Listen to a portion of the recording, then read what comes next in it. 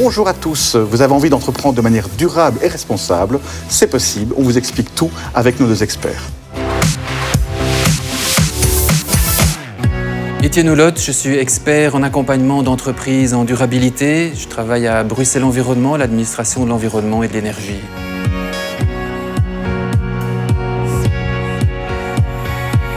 Bonjour Étienne. Bonjour. Je suis ravi de te recevoir. On va parler maintenant durable et opportunité. Tu penses que ces deux concepts cohabitent bien ensemble? Moi je pense en fait le durable doit devenir une opportunité, notamment économique. Et donc ce ne l'est pas encore?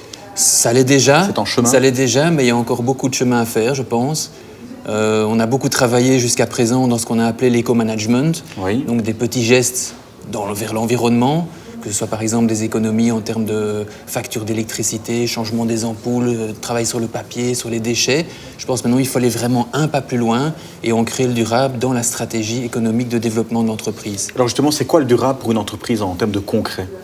Mais en termes de concret, le durable, c'est commencer effectivement par être sensibilisé par des gestes d'éco-management. C'est souvent la porte d'entrée, c'est par là qu'on commence. Ensuite, après, on retravaille son activité même, donc le produit ou le service qu'on va mettre sur le marché.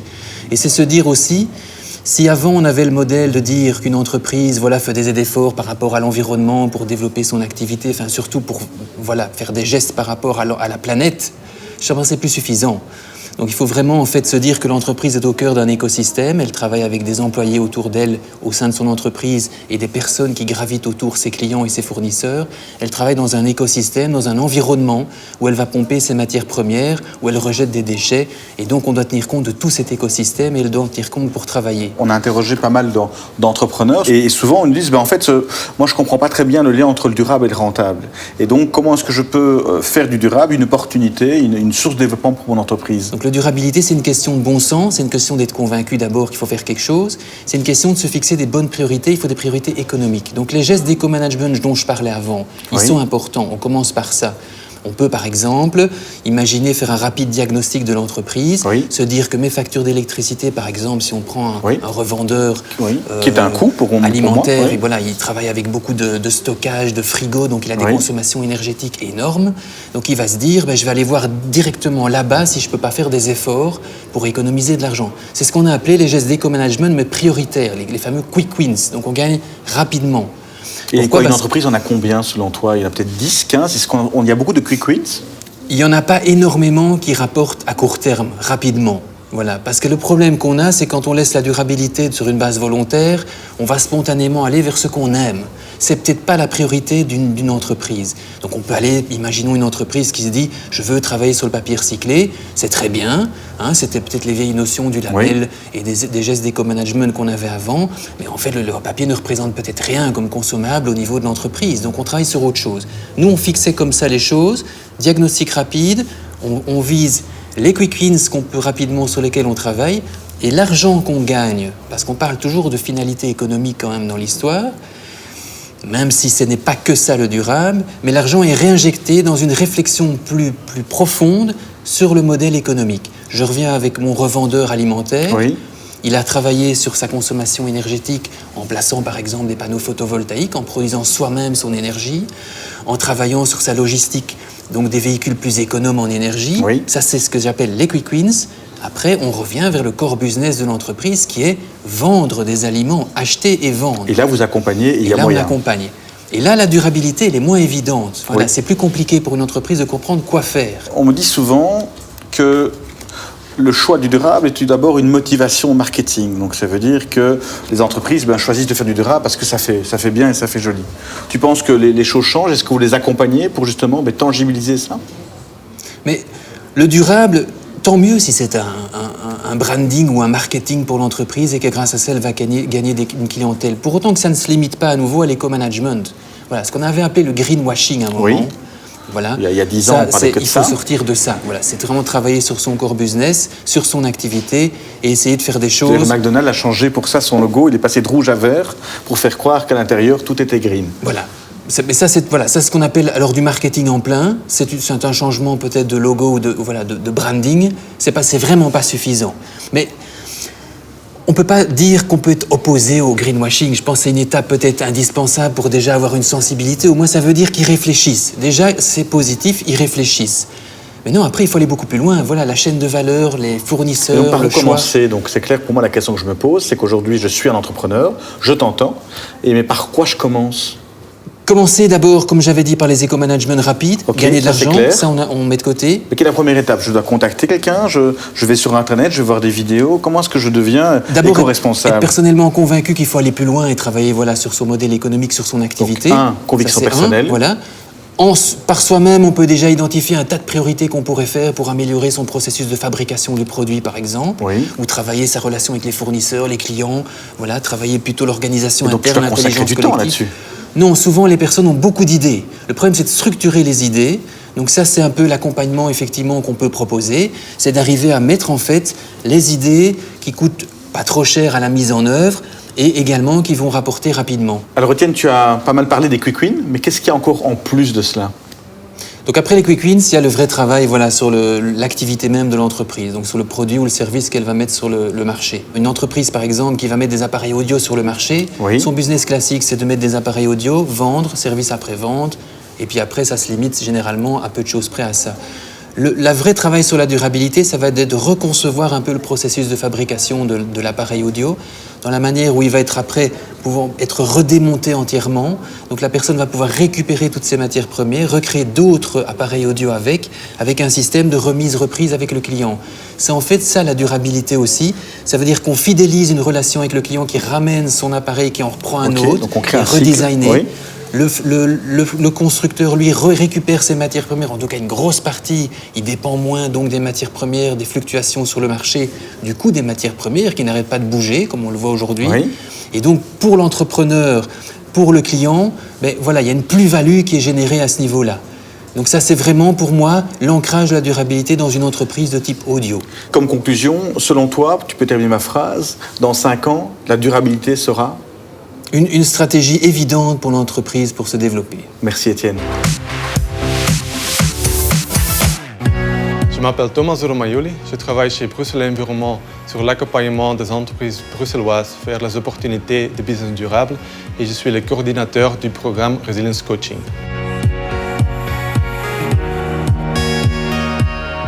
Bonjour Thomas. Bonjour Jean-Olivier. Ravi de te retrouver. On a entendu ici Étienne qui nous a vivement parlé des opportunités du potentiel du durable.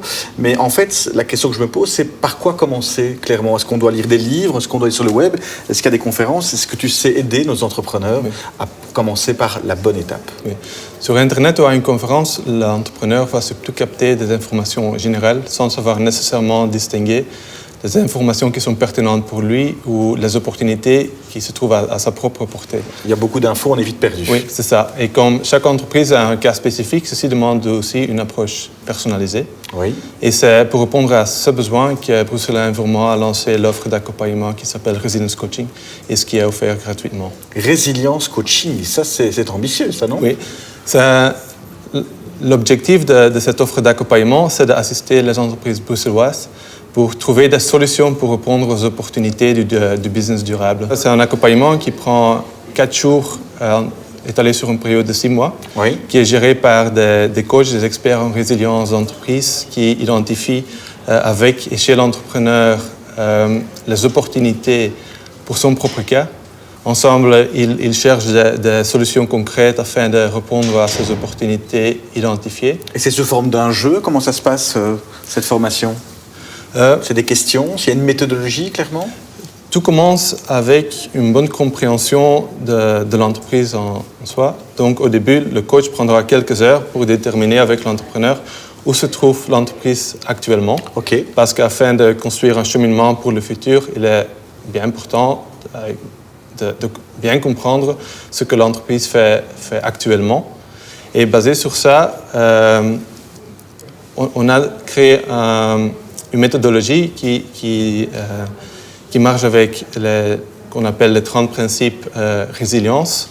Donc, ce sont 30 principes sur lesquels toute entreprise peut réfléchir si ça peut apporter des opportunités à elles. Alors récemment d'ailleurs, j'ai vu ce que j'appelle un jeu entrepreneurial quasiment, parce que je pense que ça nous pousse à réfléchir, et j'ai été étonné de voir que vous l'avez basé sur le business model Canvas. Ça veut dire que quoi, vous pensez qu'il y a vraiment un business dans le durable alors ? Oui, absolument. Le business, il y a plein d'opportunités dans le durable pour le business. C'est une façon, il y a des opportunités financières, mais ça donne aussi des possibilités pour inspirer les relations avec les employés. C'est une façon de renforcer les relations avec les fournisseurs, avec les clients, pour faire du marketing. Donc, ça touche à tous les aspects du business model Canvas aussi. C'est vraiment une opportunité pour faire du business. Il n'y a pas de secteur dans lequel ça ne peut pas donner des opportunités. Et il y a une taille aussi ? Est-ce qu'un entrepreneur tout seul ou une boîte de 100 personnes, est-ce qu'il y a une cible préférée ? Pour l'offre d'accompagnement, on vise surtout des PME ou des très petites entreprises. Pour les grandes entreprises, ça marche bien si on travaille avec une certaine problématique. À partir d'une certaine taille, réfléchir sur toutes les possibilités pour une grande entreprise, ça devient assez complexe. Alors Thomas, comme mot de la fin, en quelques secondes, pourrais-tu me dire qu'est-ce qui pourrait motiver et comment motiver un entrepreneur à pouvoir tester et lancer le Resilience Coaching et donc le durable ? Pour moi, parce qu'il y a le durable, ça donne aussi beaucoup d'opportunités et surtout aussi un avenir pour son entreprise. Et bien justement, on va parler avenir et opportunités puisqu'on va recevoir Emmanuel de Carodec qui a testé justement vos services et votre accompagnement. Et merci Thomas. Ok, merci à toi. Je m'appelle Emmanuel Everarts, 52 ans, ingénieur civil. J'ai participé en 2004 à la reprise de Carodec avec un associé. C'était destiné à devenir un négoce en matériaux de construction durables, respectueux de la santé.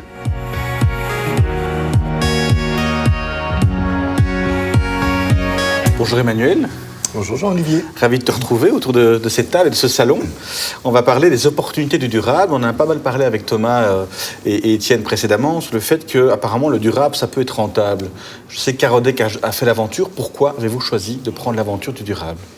Alors la première motivation n'était pas la rentabilité. La première motivation est une motivation personnelle. Ça fait partie de mon histoire. D'abord, la naissance d'un enfant, le premier. Et se poser des questions, se dire tiens, qu'est-ce que je fais là ? Qu'est-ce que je vais laisser comme planète à mon fils ? Et ça a été un premier révélateur. Et puis j'entame ma carrière et je suis confronté à un problème grave de santé d'un des ouvriers de l'entreprise de rénovation où je travaille. Et là, c'est un petit séisme, je vais dire. C'est de se dire tiens, est-ce que moi, je peux vivre, travailler, avoir un salaire et détruire la santé, sur la santé de mes ouvriers. Et là, ça a été le déclenchement de tout un projet qui a permis de reprendre un négoce en matériaux de construction, de dire tiens, on va le transformer, on va développer les matériaux respectueux de la santé, des gens, de la planète, et de se rendre compte que pour l'entreprise, ça amène plein de choses positives. Alors oui, alors tu as un déclic personnel. Selon toi, c'est quoi le déclic qu'un entrepreneur devrait avoir, hormis peut-être les raisons personnelles, peut-être un déclic professionnel ? Est-ce qu'il y en a pour se lancer dans le durable ? J'ai envie de dire que concrètement, ça part souvent d'un déclic personnel, mais le fait de l'expérimenter, oui, ça devient un déclic professionnel dont on ne veut plus changer. C'est-à-dire que ça va amener, en tout cas dans le cadre de la construction, que moi je connais bien, ça va amener une telle ambiance de chantier différente au niveau de la qualité de l'air, de la qualité de ce que l'on touche, de nos fins de journée où on n'est pas agressé par des matériaux, que l'entrepreneur il va y revenir, il va se dire mais c'est plus possible de travailler autrement quand on a goûté à ça. Alors pour Carodec, c'était quoi en fait cette initiative concrètement ? Ça a changé quoi dans l'entreprise ? Ça a changé tout, ça a changé, on se rend compte que ça change la motivation d'abord de toute une équipe, c'est la motivation d'un patron, d'associés, mais c'est la motivation de toute une équipe qui ne fait pas que vendre des matériaux. Finalement, on ne se dit pas je viens le matin pour vendre des matériaux, mais je viens pour faire en sorte que les maisons soient plus habitables, que les gens respectent plus leur santé, et ça devient un vrai projet ambitieux et qui dépasse largement le projet d'une vente d'entreprise. Et donc justement Emmanuel, est-ce que tu crois que c'est possible de faire cohabiter le durable et la croissance ? Et pour Carodec, ça s'est matérialisé comment ? Moi, j'ai envie de dire, c'est pas le fait d'être possible, c'est une nécessité aujourd'hui. Il faut plus de durable dans l'économie, il faut plus de durable dans les entreprises. Et en plus, Je suis confronté à des entrepreneurs qui sont en perte de sens, je suis confronté à du personnel qui est démotivé, des professionnels, des patrons qui se plaignent de la démotivation de leur personnel, et on a un extraordinaire projet qui est de mettre du durable dans les entreprises, qui va donner du sens, qui va donner de la cohérence et qui va amener plein de positifs, plein de motivation et du personnel vraiment impliqué. Mais donc quoi, le durable, c'est une façon de motiver son personnel, mais si je dois revenir sur le créneau, c'est la croissance, est-ce que tu penses qu'on peut vendre mieux, est-ce qu'on peut croître en y implémentant du durable ? Alors c'est une croissance différente, qui va impliquer des matériaux différents, Oui. produits avec une énergie différente, qui sont plus locales, produits localement, et donc ça va être une autre économie. Je pense qu'on ne sera privé de rien dans cette économie-là, mais on aura gagné le plaisir, on aura gagné de la motivation, on aura gagné du sens, on aura gagné de la cohérence, que du bonheur. Magnifique ton monde. On a parlé avec justement Thomas et Étienne de la résilience. Est-ce que c'est un mot qui te parle, la résilience justement ? Parce que c'est un mot qui apparaît souvent dans le durable. C'est-à-dire qu'on se rend compte aujourd'hui qu'on atteint toute une série de limites, qu'on atteint toute une série on est confronté à toute une série d'enjeux, et la résilience est un enjeu pour notre économie. Sinon, demain, il y a beaucoup de choses qui vont s'arrêter faute de. Et c'est aujourd'hui qu'il faut commencer à changer, et c'est aujourd'hui qu'il faut prendre d'autres directions, et c'est aujourd'hui qu'il faut prendre les décisions. Et le durable est là pour nous aider. Alors Emmanuel, on a interrogé pas mal d'entrepreneurs pour préparer l'interview d'aujourd'hui. Donc je t'invite à choisir de me montrer du doigt une des fiches qui serait une des fiches questions d'autres entrepreneurs à toi. Montre-moi, c'est de ton choix. Alors je te montre, tu sais me dire le... Durable égale subside. Donc la question qu'on me dit souvent, c'est que les personnes qui choisissent la voie du durable, c'est des personnes qui cherchent absolument le subside pour lancer un projet, pour payer moins cher, mais qu'au bout du compte, ils n'y croient pas fondamentalement. Alors, je vais dire pourquoi pas. Chaque pas qui est fait dans le sens du durable, qu'il soit motivé par un subside ou qu'il soit motivé par une intention personnelle, est un bon pas. S'arrêter au subside et ne pas aller au-delà serait dommage, évidemment. Mais si c'est une porte d'entrée pour l'entrepreneur de se lancer dans un business durable, c'est évidemment une opportunité incroyable de faire évoluer son business, de faire évoluer son entreprise. Parce qu'effectivement, on me dit souvent que de lancer un business sur base de subsides, ça ne tient pas la route. Donc, est-ce que chez Carodec, vous avez fait comment Mais donc, c'est clair que le risque, c'est qu'on s'arrête là et qu'ils disent, voilà, parce que j'ai des panneaux solaires subsidiés sur mon entreprise est durable. Donc, c'est évidemment pas le cas, ça ne suffit pas. D'ailleurs, une entreprise est-elle durable un jour ? Donc c'est un chemin, c'est une évolution, c'est une remise en question permanente. J'insiste sur le fait que le durable, c'est du 360 degrés, c'est-à-dire c'est tellement concret que c'est à la fois décider de quel café je vais offrir à mes clients. Est-ce que c'est un café Fairtrade, bio, local. Voilà. C'est peut-être les vêtements professionnels que j'offre à mes ouvriers. Est-ce que c'est du coton bio ou pas ? C'est aussi comment je vais transporter les choses. Nos clients ont été surpris de voir des matériaux arriver à bicyclette sur chantier. C'est quand même assez exceptionnel. Mais on ne sait pas tout transporter, on est d'accord, le durable n'est pas mal partout. Oui, on n'envoyait pas les blocs béton à vélo. Je n'invite pas à travailler pour toi, surtout à la montée. Quoi. Donc, mais ça veut dire que ça peut toucher tout, et ça touche tout, en fait. Et donc c'est un chemin... avant de satisfaire les 360 degrés, il faut des années. Et donc je dirais que tout le chemin qu'a fait Carodec, qui fait qu'il est, je vais dire, exceptionnel quelque part par rapport aux autres négoces, fait que, j'ai envie de dire, c'est pas encore une entreprise durable. Il y a encore tellement à faire. Il y a toujours à faire. Et on peut toujours aller plus loin. Et puis il y a des nouveaux matériaux qui arrivent aussi. Il y a des nouvelles techniques. Il y a des nouvelles organisations logistiques. Donc on peut toujours améliorer. C'est un chemin, c'est un choix de chaque matin. C'est un choix de vraiment donner du sens et de la cohérence au quotidien, dans son boulot, de se dire, tiens, qu'est-ce que j'ai fait hier que je peux encore faire et que je peux encore faire mieux aujourd'hui. Alors, on a pas mal d'entrepreneurs qui vont peut-être vouloir se lancer. Ce sera un peu le mot de la conclusion. Qu'est-ce que tu leur dirais à ces entrepreneurs qui n'ont peut-être pas cette idée du durable en tête et qui veulent peut-être créer, soit modifier leur entreprise, la transformer vers le durable, soit créer une entreprise dans le durable? C'est quoi le conseil que tu leur donnerais ou les conseils pour pouvoir réussir cette voie? Alors moi, je pense que la première chose, c'est ça doit avoir du sens pour eux. Ça doit leur apporter du plaisir, parce que s'il n'y a pas le plaisir, ils vont mettre leur panneau solaire, puis ce sera oublié et on n'en parlera plus. Ça doit être quelque chose qui les touche au quotidien. Je pense qu'il est important pour l'entrepreneur d'ouvrir les yeux simplement sur ce qu'il fait et de se remettre en question. Il n'y a pas pire que les certitudes sont des murs, en fait, qui nous empêchent de bouger.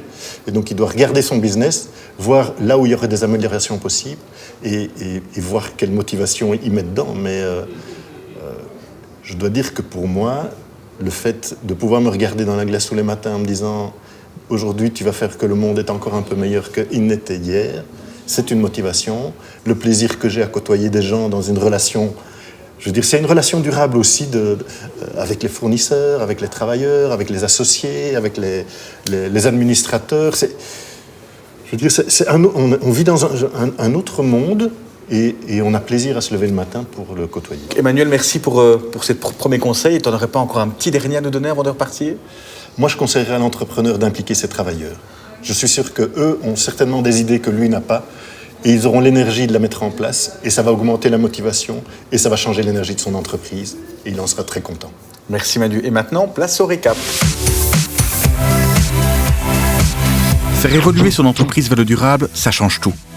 La motivation de votre équipe augmente, vous devenez une référence et vous ajoutez du sens à votre entreprise. Commencez par des quick wins, ces petits changements qui offrent rapidement de grands effets.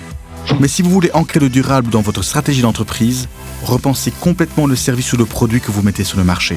N'hésitez pas à vous faire aider par des experts. Impliquez vos travailleurs dans cette transition car ils sont souvent porteurs de nouvelles idées. Et n'oubliez pas qu'il existe des subsides pour vous aider à faire le premier pas. J'espère que ce récap vous a bien aidé. Je vous rappelle que sur le site de Wikipreneur, vous pouvez retrouver l'ensemble des vidéos et surtout tous les trucs et astuces pour pouvoir se lancer.